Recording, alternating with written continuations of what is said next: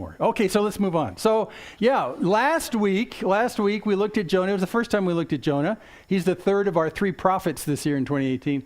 And we saw that the end of the first chapter, the Lord appointed a great fish to swallow up Jonah. And Jonah was in the belly of the fish 3 days and 3 nights.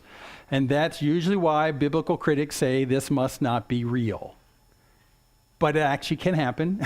And it's a miracle. So miracles are beyond what the normal pale is. So don't let that worry. But we looked at the historical connections of Jonah. He shows up in 2 Kings 14. He's a real guy. He did real stuff during real king time. So he's a real guy. But here, last week he got swallowed. And this entire week, he's been waiting to be freed. So we're back today and we'll see what happens. But what he does in chapter 2 is he prays. And this is the astonishing thing. This prayer has been analyzed by biblical researchers for a long time. It's a fascinating prayer. So that's all we're going to look at today is Jonah's prayer from the pit and what he says. So let's just dive into it and make some observations as we explore what happens. So here's the summary up to this point. On assignment from God to speak against the sins of Nineveh, Assyria, his spokesman Jonah sails off in the opposite direction. And we saw last week that's Spain. He goes to Spain instead of into the Mesopotamian valley where Nineveh is. And then God brings a storm at sea, causing the sailors to look for the cause or die. They got to figure out what's wrong. Jonah, he confesses his disobedience to the creator God of Israel. So after being thrown into the water, the sea becomes instantly calm and the death sentence is interrupted by a very large fish. So you got to understand, when you get tossed overboard and the sea is going like this, you don't tread water very long, right? So that's a death sentence is what that is. And remember the sailors on the deck, when Jonah himself suggested, throw me overboard, I'm the cause of your problem, the sailors said, no, we can't do that, that's wrong.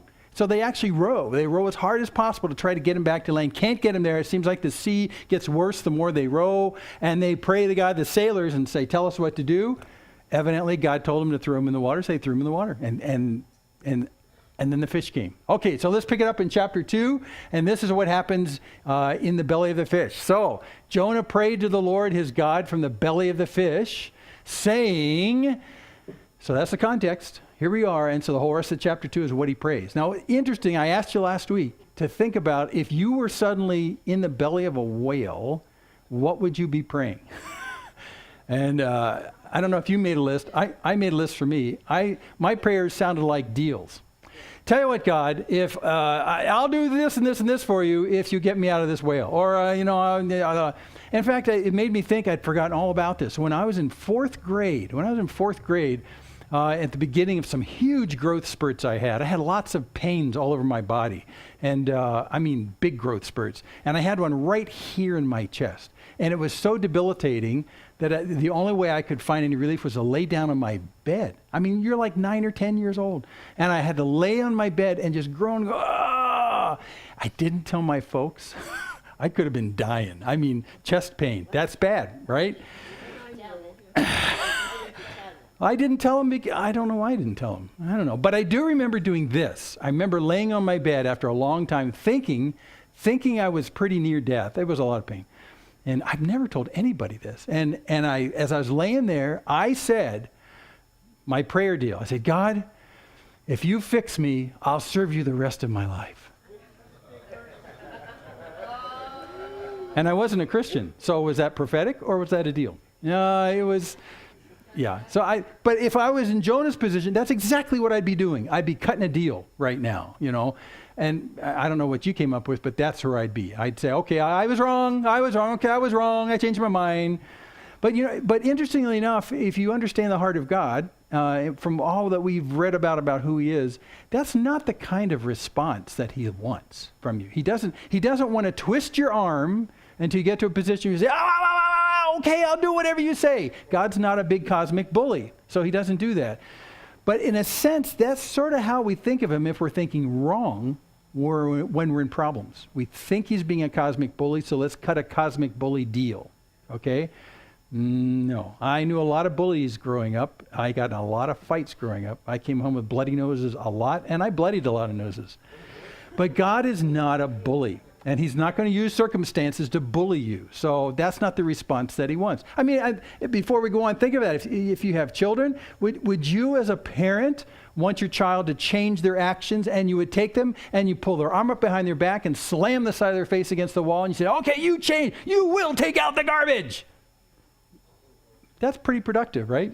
No, it's not. It's really not. So that's not what God's doing here. But we often move into make the bully happy, cut a deal while you're in the fish.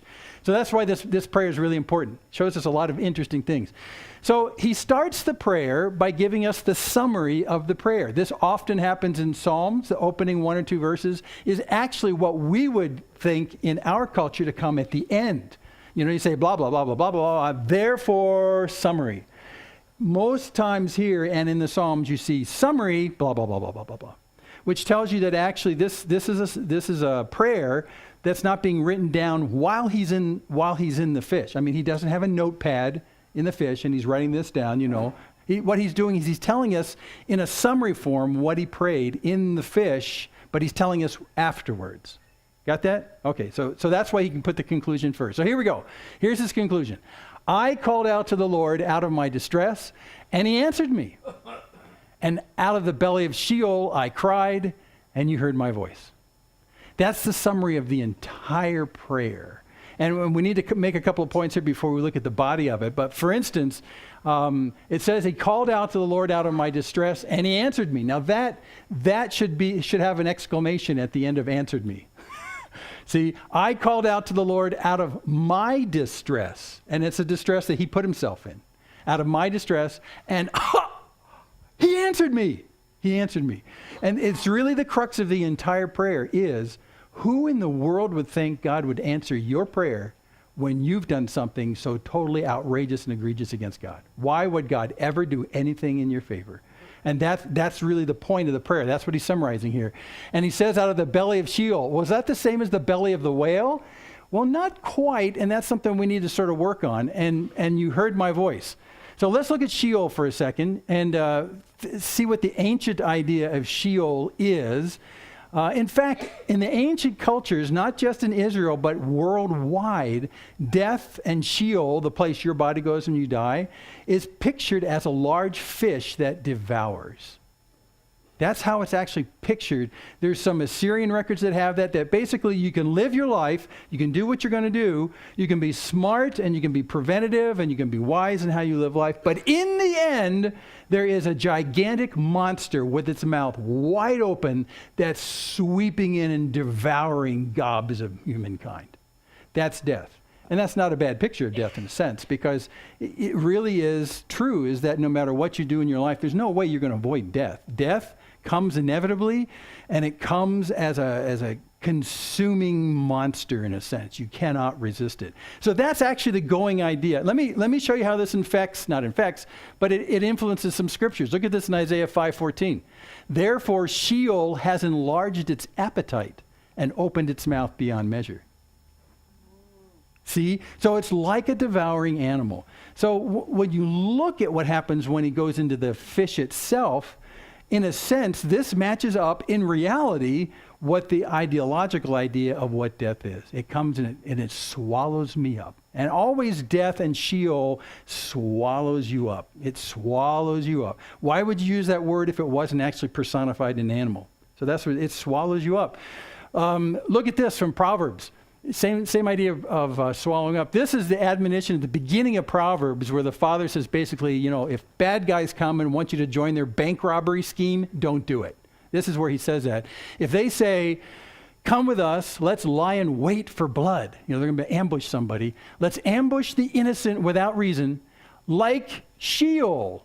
Let's swallow them alive and whole, like those who go down to the pit. And then later on he says, my son, don't walk in the way with them. Don't do that. But you see how he says, we're going to lie in ambush for someone, and we're going to swallow them whole, just like Sheol does. So the whole concept is that Sheol, which is the place you immediately go after you die. Where did that person go? They go to Sheol, And in many senses, it's a sense of where those who passed away are before the end of times. Where are they? Sheol. Now we can talk about the doctrine and the theology of it some other time, but just think of it as being the place where you go immediately after you die. and it swallows you up. And you have no way of being able to resist it. When it opens its mouth, it swallows you up. Some other Sheol passages that helps clarify it for us. In Psalm 18, David said, the cords of Sheol entangled me, the snares of death confronted me, and in my distress I called upon the Lord to my God. I cried for help. From his temple he heard my voice, and my cry to him reached his ears. So here we've got Sheol as something that's trying to swallow you up. But now you have to think about 20,000 Leagues Under the Sea. Remember when that big, what was it? It was a squid, right? The squid came up on the deck of the boat, right on the Nautilus. And remember, what's the actor's name? Kirk Douglas. Yeah, Kirk Douglas is on the deck of the Nautilus, and he's got this spear, and he's trying to kill this big thing that's got all these tentacles that are going around, and it's got that big thing that's trying to bite him. The beak, yeah. I get off on weird tangents, don't I? But anyway, it's like those tentacles are the cords of Sheol. They're the things that are kind of coming close to you to pull you into death. That's what it is. And that's what David's saying here. There is something about death itself and Sheol where you'll end up after death. There's something about that for him, he can actually see the cords of it that are wrapping around him like the tentacles on that thing and trying to pull him down and swallow him up and eat him. And so that's it. The snares of death, the cords of Sheol, you know when you're getting close to it. But verse 6 is interesting because verse 6 almost looks exactly like how he started out his prayer in the belly of the fish. He says, in my distress, I called upon the Lord, and to my God I cried for help. By the way, that's Jehovah and Elohim. And from his temple he heard my voice, and my cry to him reached his ears. So here he is, at least for David, he's feeling the tentacles, basically, of death, pulling him down to death. And if nothing happens, that will be the inevitable destiny, is death itself in Sheol. And he feels this. And he calls out to God to help him. Calls out of his distress. Now, interestingly enough, this psalm predates Jonah enough that Jonah probably knows this psalm. Yeah. So it turns out his prayer in the belly of the fish is informed by what he's read in the Psalms. If you do an analysis, and I won't show you this morning, but if you do an analysis of how the rest of this particular prayer has exact parallels in different Psalms, you come up with 6 or 7 Psalms that it's quoted out of. He is quoting Scripture as he prays. And this is one of them without question. He's quoting from. You'll see it come out a little bit more in a second. So David sees Sheol coming on, and in a real sense, Jonah sees Sheol coming on as well. One more from Hosea, and this is cool. I included it just because I love what it says. I shall ransom them from the power of Sheol. I shall redeem them from death. O death, where are your plagues? O Sheol, where is your sting? Does that ring a bell? Paul quoted it. Yeah. But here's the interesting idea, is that for us as mankind, as Hosea is speaking, we all have the cords of Sheol pulling us down to decay and destruction. That's actually, the wages of sin is death. It's sin itself that actually entangles itself with us and pulls us toward death. It's the inevitability of sin itself. And so this is where, and Paul talks about the same thing when he says to run the race, take that stuff that binds around your legs and get off of it. And what is that? Well, it's sin. So in a real sense, what he's talking about, God's talking about here, is that I see the condition of mankind. Mankind itself, because of the fall, has the cords of death pulling them down to destruction. But that natural process will be interfered with by God himself. How? How does he interfere with that? Does he come and cut the tentacles? No, he ransoms and redeems. Both money words. They're both money words. And so it looks as though we are hopelessly entangled in the stuff that brings us to death. But what happens is that God himself pays the price on our behalf, ransoms us from the inevitability of that, ransoms us and redeems us by paying a price. Now, Hosea is written way back in the Old Testament, but he's talking about the price that's paid through Jesus. And God himself looks on mankind and takes the initiative and pays the price so that we won't be pulled down to eternal destruction. Is that a great verse or what? We should do Hosea someday. It's a great thing. So after the end of this, he says, so death, where you're plagued, where's the effect you have? Where's the thing that causes the disease in mankind? And Sheol, where you get taken to, where's your sting? There's nothing to it. It's all taken care of because one has come to ransom us from death and Sheol by paying the price from death. I just had to show you that. That's just awfully cool. So that's Sheol. In a sense, when he's looking at this while he's praying from the belly of the fish, he's not in Sheol, technically speaking, but he knows he's going down.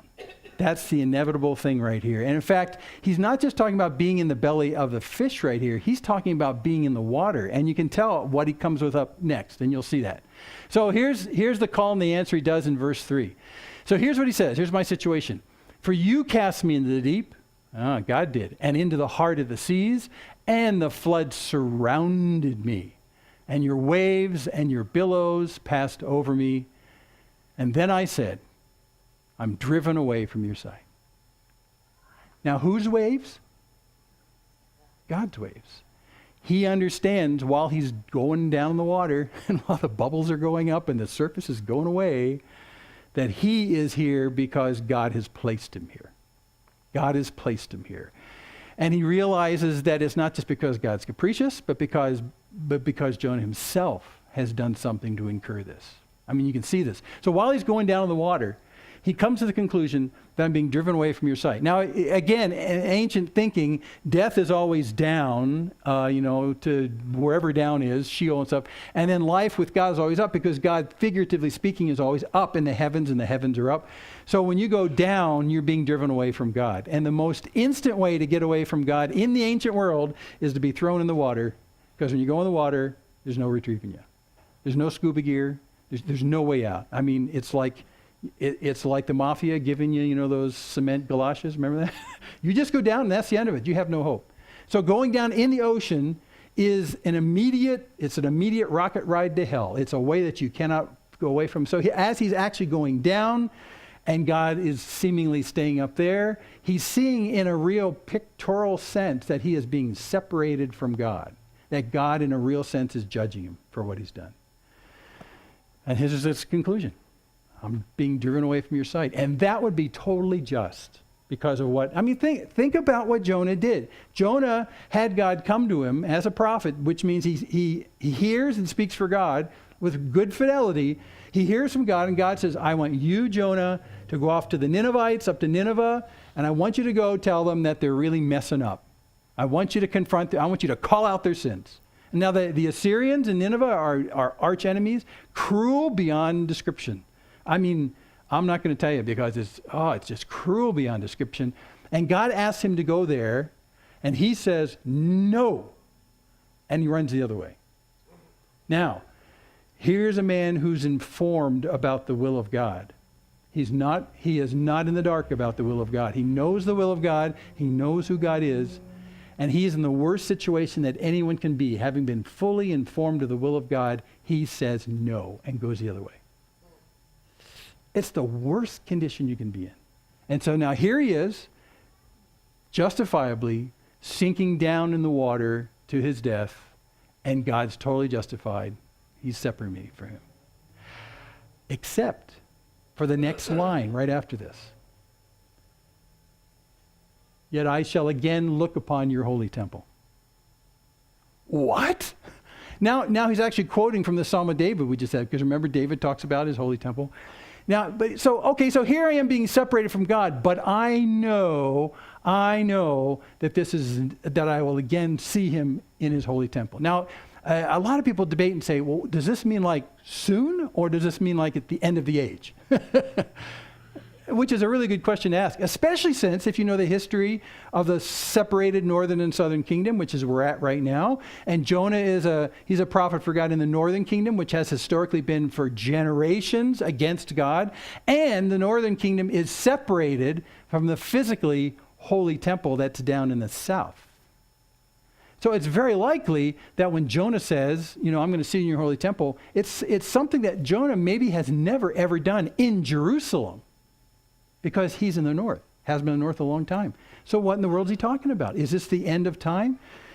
Maybe, but it's more than that. In a sense, the temple of God, and the way David's talking about it too, because the temple didn't exist at the time David wrote that psalm. The temple of God is just simply a way of saying God's house. It's where God resides. It's where God is. So what he's saying right here in a real general sense is, although I feel like I'm being separated from God, yet again, I will be in his house. I will be in his presence. Now, why would that be? Why wouldn't it be that Jonah should say, you're separating, I'm being separated from God, and he's right to do that. I should be cast into Sheol. I should go into hell. I should just be covered up by all the algae and moss, and I just should be gone. But instead he says, I'll be in your house again. I'm not being cast out of your presence, is what he's being saying. Here's the best indicator of something. Here's the very beginning of a spark of faith coming out of Jonah. He knows something about God when he's saying this. I'm being separated, but somehow I'm not being really separated because I'll be in his presence. Okay. We'll hold that for a second because that's interesting. Because he amplifies the problem again. The waters closed in over me to take my life. The deep surrounded me. Weeds were wrapped up about my head at the roots of the mountains, because the mountains go underwater until they hit the bottom of the seabed. I went down to the land whose bars closed upon me forever. So here the picture he's painting is this: I'm not even in the belly of the fish yet. I'm sinking in water. And as I'm looking up, the surface is going away, and I'm going down to a place where the bars are closed forever. Now, by the way, the bars are closed forever. It doesn't mean this kind of bar right here. Those bars are not closed together. You got to be smarter than this when you read the Bible, Who's that group that did closing time? Closing time. So that's not what we're talking about here. About something about hell is having bars there, but they're always closed. No, that's not what we're talking about. What we're talking about is this instead. 2 Chronicles 8:5. There were fortified cities with walls, gates, and bars. You know those pictures of the big gates that go into cities? And you open them up, and then you close them, and to keep the bad guys out. What do you put across the things inside? That's the bar we're talking about. So that's the thing that finally seals the gate. That's why we have walls, which, they're great. Gates, okay, but they can be busted through unless you put down your bar. So when the bar goes down, that door does not open. And that's how he's using it right here. I went down to the land whose bars closed on me forever. It's like I'm going down there, the doors are closed, and ka-chunk, this big bar comes down, and I'm never breaking out ever again. It's permanent. It's a permanent thing. That's what he's saying right here. It's a permanent thing. And now we move up to God's answer. What does Jonah say? Well, you brought up my life from the pit, O Lord my God. And this again, I always like to highlight this. O Jehovah my Elohim.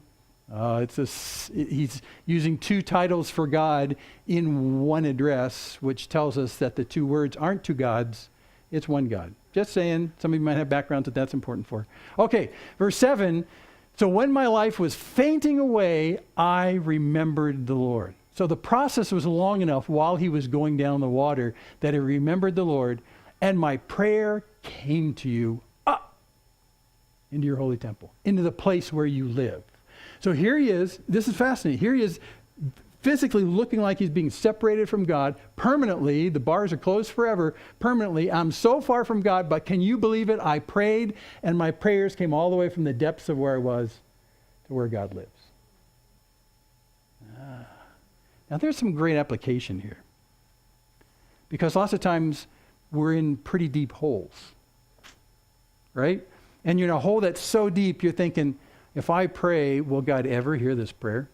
And worse, what if that hole is something you dug for yourself? Will he hear my prayer? Is your situation as bad as Jonah's, where you heard clearly what God said and you stiff-armed him and said no? Well, it might be actually. It might be that bad. Will God hear your prayers, or is God like all the pantheon of false gods of ancient religions, gods who hold grudges forever, and there's no way you can ever do anything to have them change your minds unless you go way out of your way to appease them with sacrifices? And then sometimes they're mad at you. Is there any way in which I can't change any of the circumstance? I dug this hole for myself. I'm here because of what I've done, and yet still I can pray, and my prayer will reach to God and have any kind of effect? And if you're ever in that situation, you can say to yourself, it did for Jonah, and it does for me, because God doesn't change. You'll see it in the song that we sing later this morning. We've sung it already once. My shame was deeper than the sea, but his grace was deeper still. You alone can rescue. Watch for it. We'll sing it after this. Verse 8, those who pay regard to vain idols forsake their hope of steadfast love. This is awesome. This is awesome. Steadfast love is this word that we get messy about, chesed, right? It's this devoted kind of love from God. It's God's guaranteed love, loyal love to you. Many versions translate this loyal love. What he's saying is that if you put your hope in something that's just a dead, worthless idol, it can't do anything beneficial for you. There is no loyal love from an idol that's made out of gold and silver. It can't do anything for you. And if you place your trust in that, if you pay regard to them, you're forsaking the real hope that comes from the real loyal love of God himself. Now, this applies in our time too. And you say, well, I didn't make any idols this week. You know, I don't make those little statues and put them on my shelf. So I guess I'm clear of this, right? No. Because an idol in modern day parlance is anything in the same way in which you give more priority or look to for life more than God himself. For instance, if you like me, motorcycles. When motorcycles go down the street, I don't miss them. I mean, they're just, whoa.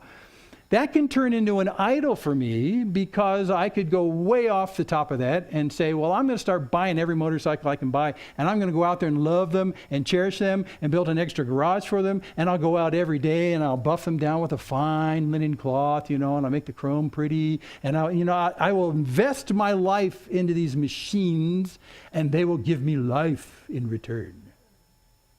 Now, you can take that and apply that to anything you do. Anything that gives you what seems like life, and you invest in it to do that, and it's not God, that's an idol. In fact, he says it's a vain attention. It's a vain thing you do in terms of trying to invest in it, because it'll never pay back that deep need you have. But what Jonah says is, listen, get away from the idols because there's only one. And this one, you can have real hope. And biblical hope is not wishful thinking. Biblical hope is an assurance. You can have hope because God's love is loyal and devoted to you. And even if you're sinking down to the deepest place that you yourself have dug for yourself, his love remains loyal to you. How is that possible? Even for Jonah, who's basically spit in God's eye and says, up till now I've done what you've done, but not anymore. Bye. I'm out of here. And he tell you, how can you spit in God's eye and have God not just forsake you and say, have a good time down to the bottom. Told you so. God doesn't do that. His love is loyal, even while you are sinking from what you have done to yourself. Wow. This is the story of grace that goes from the Genesis of the beginning of the Bible to Revelation at the end. This is the God who looks at a mankind that has the cords of Sheol wrapped around it because of sin, and yet God intervenes to bring salvation by paying the price himself, not because you deserve it, but because he is greater still than your sin. Wow, because he's paid for it. This is Grace 101, right here. So if you're going to place your trust in something, place it in God, because his love for you is steadfast. It doesn't change. But I, with the voice of thanksgiving, will sacrifice to you. This is just the response of finally saying, I'm thankful for what you've done. I'll sacrifice thanksgiving for you. This is not something he does to get God's goodwill. This is something after he receives God's goodwill. Okay? And what I have vowed, I will indeed pay. So he has a change of heart while he's in there. And we look at vows and say, what do you mean vows? Like, I promise that what is vows? In this sense, it's just the general idea that you're changing your life around. And one time you were running from God, and now he says, I've changed my mind. I'm going to stop running from you, because only in you is the confident expectation of hope in your loyal love. So I'm going to come back and I'm going to place myself. That's where I'm going to stay, because I've realized this has been stupid. Because look where it's got me. That's the vow we're talking about. In a real sense, repentance is like that. Because repentance is where in one time you were charging one way in a stupid way, and in very much like Jonah, you're running away from God.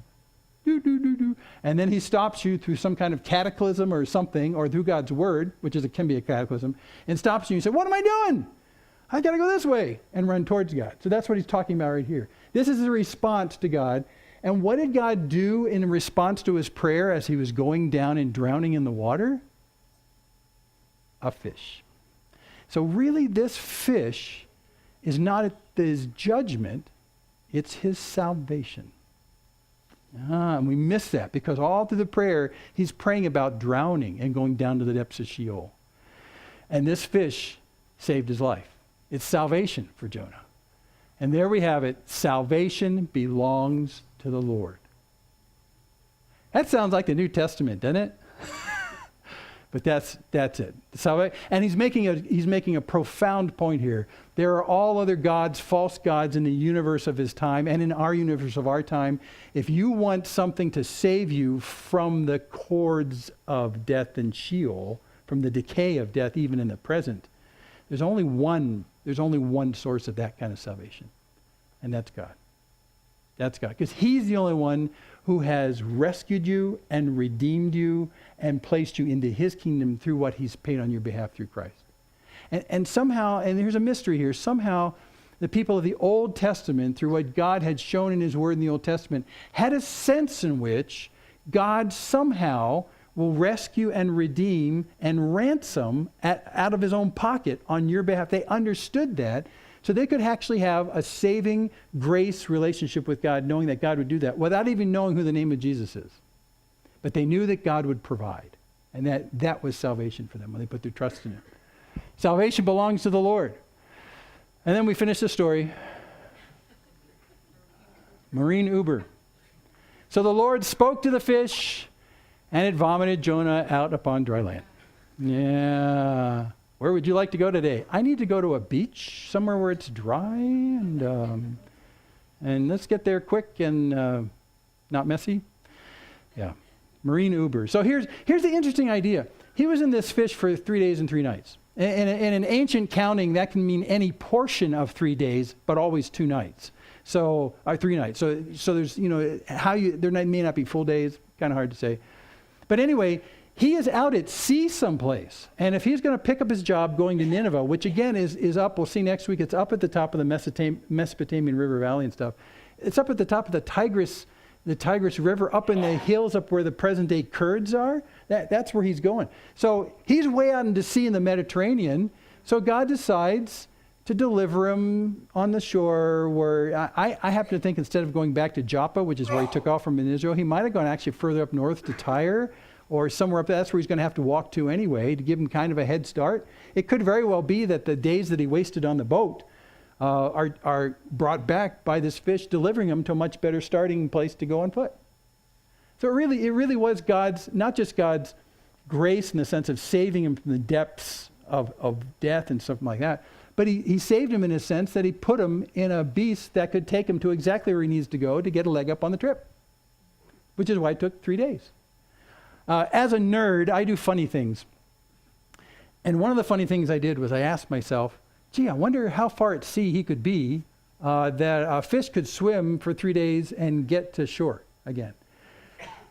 I won't bother you with the numbers, but it's actually at about 3 to 4 miles an hour that most whales kind of lumber along. Yeah, he's pretty out.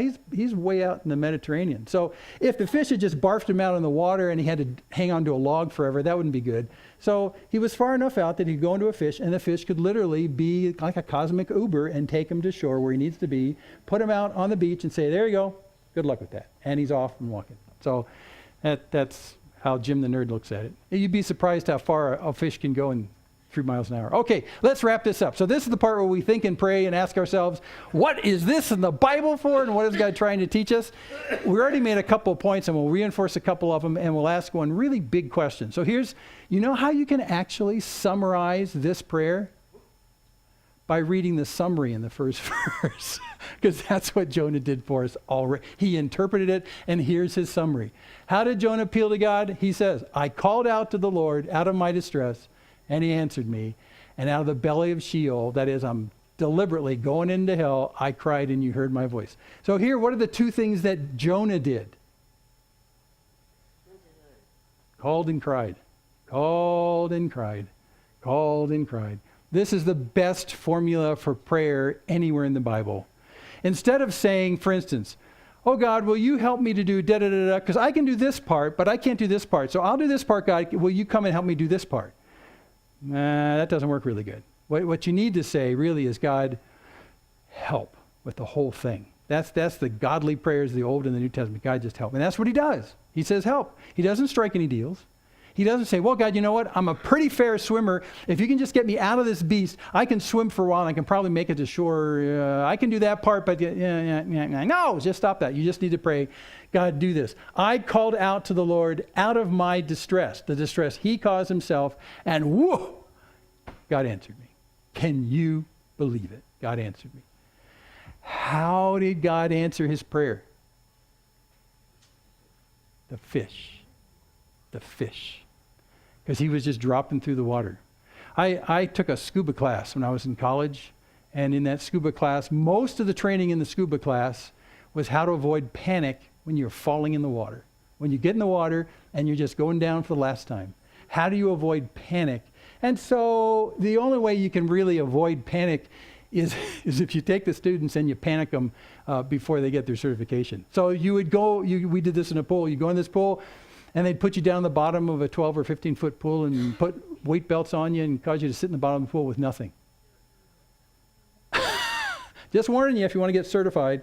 And they try and panic you there, so at least they can help you if you look like you're panicking. They do everything in their power to try and panic you, taking equipment off when you least expect it, playing this stupid game in the shallow end called, I don't know what they call it. It's some kind of, you put a puck in the bottom of the pool. It looks like a hockey puck, and you get these wooden slingshots and you push this puck and try and get it to the goal on the other end of the pool. And while you're swimming underwater and you're pushing this puck and you're swimming as hard as possible, there's about 15 people above you trying to get over in front of you and take this puck away from you. There's a cloud of bodies over you as you're going as fast as possible, and you're running out of air.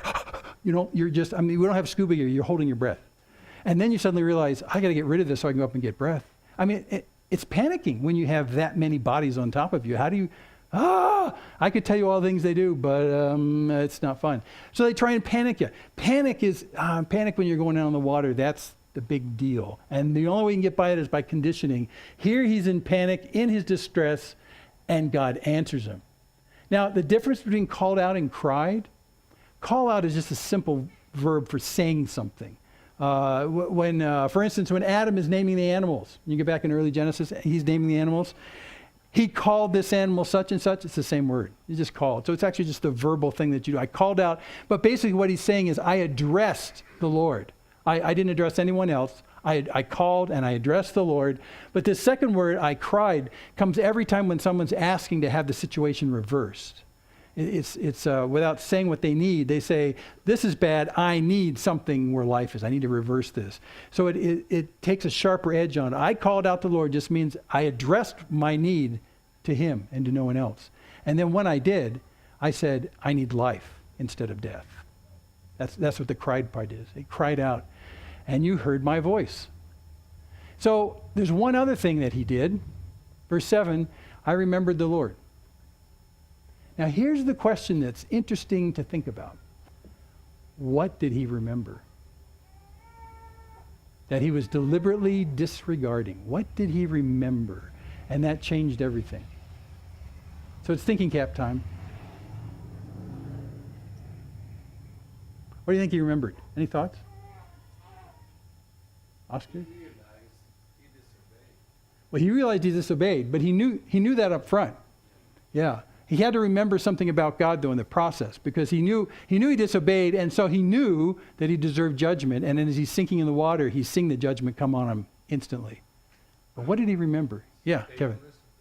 The faithfulness of God. And the salvation comes from God. But he didn't deserve it. I mean, he'd stiff-armed God. He'd basically cursed in his face, spit in his face, gone the other way. So he didn't say that. But here's the interesting thing. He knows what he deserves. But in face of what he deserves, he understands more deeply that God's loving kindness to him is bigger than that. His faithfulness. Yeah, Tess. I was just thinking when he was saying that he was called to Nineveh. Right, called to Nineveh. So that spoke to him of how deep the love of God is. Yeah. So The actual calling was what he faced. Yeah, the actual calling It's here. God that. And I'll extend that a little bit because that's, well, I couldn't have paid you $10 to make a better comment for next time. But that's interesting because what you're going to have to keep as a snapshot right now is that he is realizing that God's loving kindness is not dependent on our worthiness that we can do in ourselves. And that he, of all creatures, being fully informed and should know who God is and what God's capable of and what he can do, he more than anyone else being so informed is making the most egregious of errors by deliberately forgetting that. And so when it comes to him right here, he's going to need to know that when he goes to Nineveh. So could this be preparation for going to Nineveh, to a people who are clearly not worthy of God's love? We'll see this come back to hit him later on. Spoiler alert. God comes to him when he's angry, when Jonah's angry, and says, do you have a reason to be angry? And this is what he's appealing to, really. Don't you hate it when bad people seem to get good things? David's written a lot of Psalms about that. And don't you hate it when someone who's been your enemy for your entire life, who's been looking out for your worst in everything they do, come to Jesus, and God says, I love you? And they go, oh, yeah, it's true. And then you're saying, well, where's the justice part? Well, the justice part was on the cross when Christ died for them too, for what they did to you. Vengeance is mine, God says, not yours. So it's a tough thing. As soon as we think that we're not in Jonah's class, we'll find we are in Jonah's class. We resent when God's loving kindness is given to someone who's evil, which makes you think that you are good. Watch out. So there you go. So anyway, we'll think of that. What he remembered what the Lord was. Now this is interesting, and I don't want to dwell on it too long, but I want you to take this question away with you because it's fascinating. When you get into deep places where it looks sort of hopeless or things are going bad or, your first impulse is not to pray to God. What you've probably done is you've forgotten who God is. Not probably, it always is the case. It always is the case. And not that you just kind of honestly forgotten it, like, I have a short-term memory problem. No, you deliberately forgot it. You deliberately put it aside.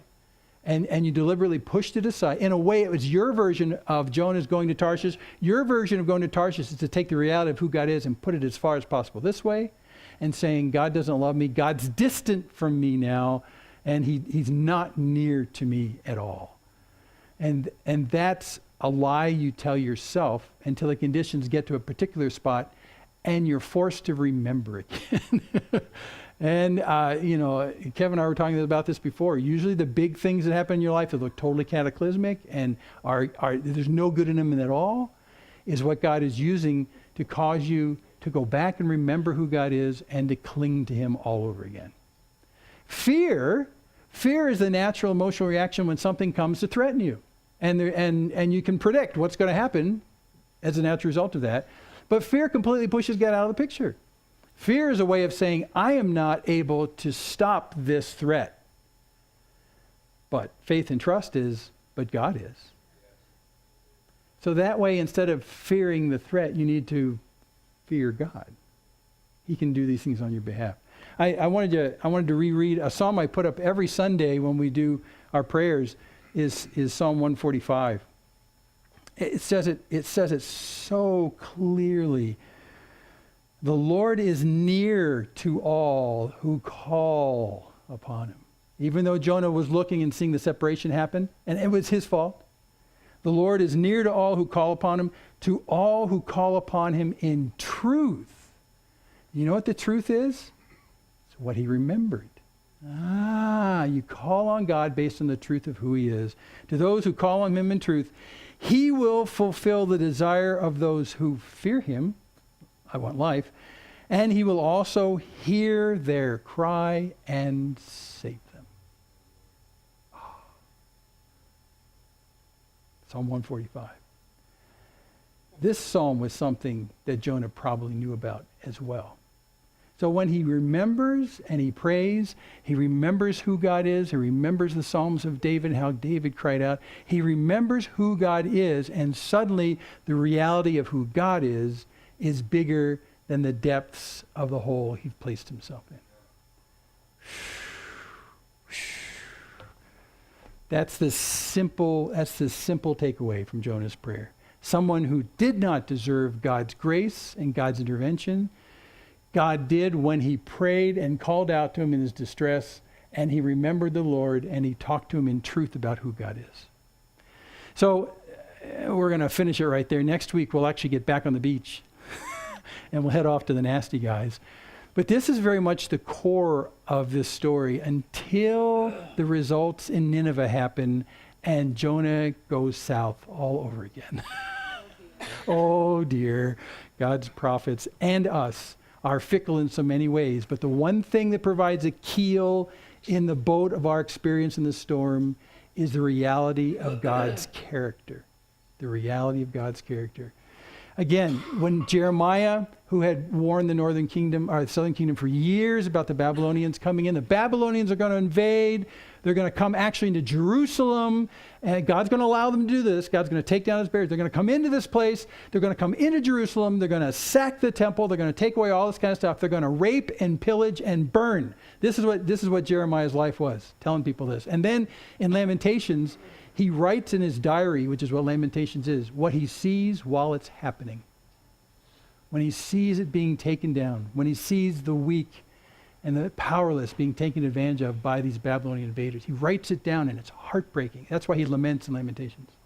And he's seeing this with his own two eyes, what he'd warned about for a long time. And he sees, and God's wonderful city, Jerusalem, where God was going to place himself to tell the world about his great love and kindness. And here it's just death and destruction, raping and pillaging. And then you get to chapter 3 in Lamentations. And he remembers who God is. And he says that. He says, so this I recall to my mind, and therefore I have hope. The Lord's loving kindness indeed never cease. His mercies are new every morning. Great is thy faithfulness. So the next time you're in a pit that you dug yourself, that you don't deserve God to come and collect you from, remember who he is and say, God, I'm an idiot, but your love for me is steadfast and everlasting. Help. Easy takeaway. Watch the words of this next song. Let me pray. Father in heaven, we do indeed thank you for the reality of this man, how he's a human being. He's got failings. He's identifiable with us. We understand his motivations and what he does. We are so like him. And Lord, we thank you for your word and for who Jesus is. Through all of this, we come to know who you are, to see this light that has shone in our heart, to give us an understanding of the glory of who you are in the face of Christ, to understand you so that we can remember in the tough times that we have a God who loves us so intensely that nothing can separate us from his love. Nothing can. And so, Lord, I pray that as we go forward in life, as we create our own holes that we dig, that there are faults. We are idiots sometimes. God, I pray that you would bring back to our minds the fact that there is one thing that never changes in the universe. We may be fickle and we may be silly and stupid and run after things that don't have any hope in them, but we do have a confident expectation of hope in you, because your steadfast love never changes, even in the face of our failures. That's just astonishing. So thank you for your great love to us now, and thank you for giving us this example in this man whom we've come to love and identify with, and you love him and you love us, and it just is astonishing. So thank you for your grace displayed so clearly in the pages you've given to us. So thanks in Jesus' name. Amen.